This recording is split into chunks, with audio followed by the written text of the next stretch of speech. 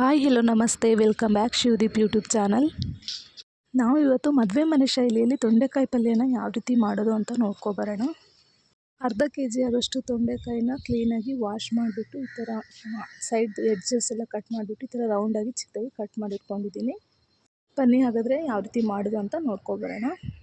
ಒಂದು ಪಾತ್ರೆಗೆ 2 ರಿಂದ 3 ಟೇಬಲ್ ಸ್ಪೂನ್ ಆಯಿಲ್ನ ಹಾಕಿದ್ದೀನಿ.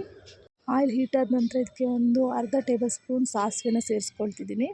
ನಂತರ ಇದಕ್ಕೇನೆ ಒಣಮೆಣಸು ಹಾಗೆ ಕರಿಬೇವಿನ ಸೊಪ್ಪನ್ನ ಸೇರಿಸ್ಕೊಂಡು ಫ್ರೈ ಮಾಡ್ಕೊಳ್ತಾ ಇದ್ದೀನಿ ಒಂದು 2 ರಿಂದ 3 ನಿಮಿಷ. ನಂತರ ಇದಕ್ಕೆ ಮೀಡಿಯಮ್ ಸೈಜ್ದು ಒಂದು ಈರುಳ್ಳಿನ ಚಿಕ್ಕದಾಗಿ ಕಟ್ ಮಾಡಿಕೊಂಡು ಸೇರಿಸ್ಕೊಂಡು ಚೆನ್ನಾಗಿ ಫ್ರೈ ಮಾಡ್ಕೊಳ್ತಾ ಇದ್ದೀನಿ ಒಂದು 2 ರಿಂದ 3 ನಿಮಿಷ. ಈರುಳ್ಳಿ ಕಲರ್ ಚೇಂಜ್ ಆಗೋ ತನಕ ಫ್ರೈ ಮಾಡ್ಕೊಳ್ತಾ ಇದ್ದೀನಿ.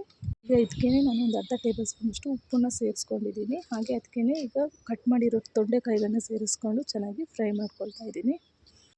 ಈ ಥರ ಒಂದು 5 ರಿಂದ 10 ನಿಮಿಷ ತನಕ ಚೆನ್ನಾಗಿ ತೊಂಡೆಕಾಯಿನ ಮೀಡಿಯಮ್ ಫ್ಲೇಮಲ್ಲಿ ಇಟ್ಕೊಂಡು ಫ್ರೈ ಮಾಡ್ಕೊಳ್ತಾ ಇದ್ದೀನಿ. ಚೆನ್ನಾಗಿ ಫ್ರೈ ಆಗ್ತಾಯಿದೆ. ಈ ಥರ ಫ್ರೈ ಆದಮೇಲೆ ಒಂದು ಪಾತ್ರೆನ ಮುಚ್ಚಿಡ್ತಾ ಇದ್ದೀನಿ. ಹಾಗೆ 2 ರಿಂದ 3 ಟೇಬಲ್ ಸ್ಪೂನ್ ಶೇಂಗಾನ ಹಾಕ್ಕೊಂಡು ಫ್ರೈ ಮಾಡ್ಕೊಳ್ತಾ ಇದ್ದೀನಿ.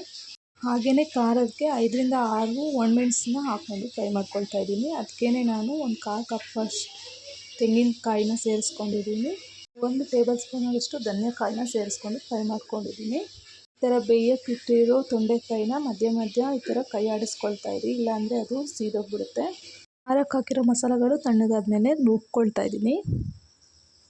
ಮತ್ತು ನೈಸಾಗಿ ರುಬ್ಕೊಂಡಿಲ್ಲ, ಹಾಗೆ ತರಿಯಾಗಿ ರುಬ್ಕೊಂಡಿದ್ದೀನಿ. ಈಗ ಇದಕ್ಕೇ ನಾನು ಒಂದು 5 ರಿಂದ 6 ಹೆಸರು ಬೆಳ್ಳುಳ್ಳಿನ ಹಾಕ್ಕೊಂಡು ರುಬ್ಕೊಳ್ತಿದ್ದೀನಿ. ನೈಸಾಗಲ್ಲ, ಜಸ್ಟ್ ಆನ್ ಆ್ಯಂಡ್ ಆಫ್ ಮಾಡಿಕೊಂಡ್ರೆ ಸಾಕಾಗುತ್ತೆ ಮಿಕ್ಸಿನ. ನೋಡಿ, ಈ ಥರ ಮಧ್ಯೆ ಕೈ ಆಡಿಸ್ಕೊಳ್ತಾ ಇರಬೇಕು ಬೇಯೋಕ್ಕಿಟ್ಟಿರೋ ತೊಂಡೆಕಾಯಿನ. ಇವಾಗ ಇದಿಷ್ಟು ಬೆಂದಿದೆ. ಈಗ ನಾನು ಇದಕ್ಕೆ 1 ಟೇಬಲ್ ಸ್ಪೂನ್ ಸಾಲ್ಟನ್ನ ಸೇರಿಸ್ಕೊಂಡು ಫ್ರೈ ಮಾಡ್ಕೊಳ್ತಾ ಇದ್ದೀನಿ. ನಾನು ಇದಕ್ಕೆ ರೆಡಿ ಮಾಡಿರೋ ಮಸಾಲೆಗಳನ್ನ ಇದಕ್ಕೆ ಹಾಕ್ಕೊಂಡು ಚೆನ್ನಾಗಿ ಫ್ರೈ ಮಾಡ್ಕೊಳ್ತಾ ಇದ್ದೀನಿ. ಎಲ್ಲ ಕಡೆ ಚೆನ್ನಾಗಿ ಸ್ಪ್ರೆಡ್ ಆಗಬೇಕು, ಆ ಥರ ಮಿಕ್ಸ್ ಮಾಡ್ಕೊಳ್ತಿದ್ದೀನಿ ಚೆನ್ನಾಗಿ. ಇದಕ್ಕೆ ನಾನು ಒಂದು ಅರ್ಧ ಗ್ಲಾಸ್ ಆಗೋಷ್ಟು ನೀರು ಸೇರಿಸ್ಕೊಳ್ತಾ ಇದ್ದೀನಿ. ಮಸಾಲೆ ಎಲ್ಲ ಅದಕ್ಕೆ ಇದು ಮಾಡಿಬಿಟ್ಟು ಹಾಕ್ತಾಯಿದ್ದೀನಿ.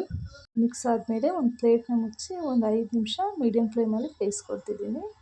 ಎಲ್ಲ ಚೆನ್ನಾಗಿ ಸೇರಿಕೊಳ್ಬೇಕು, ಆ ಥರ ಚೆನ್ನಾಗಿ ಮಿಕ್ಸ್ ಮಾಡ್ಕೊಂಡಿದ್ದೀನಿ. ನೋಡಿ, ಇವಾಗ ಇದು ರೆಡಿ ಆಗಿದೆ ತೊಂಡೆಕಾಯಿ ಪಲ್ಯ. ನೋಡಿ ಎಷ್ಟು ಚೆನ್ನಾಗಿ ಬಂದಿದೆ ಅಂತ. ಇವಾಗ ಇದು ಫುಲ್ ರೆಡಿ ಆಗಿಬಿಟ್ಟಿದೆ. ಇದು ಚಪಾತಿಗೆ, ರೊಟ್ಟಿಗೆ ಹಾಗೆ ದೋಸೆಗೆಲ್ಲ ಇದು ಚೆನ್ನಾಗಿರುತ್ತೆ.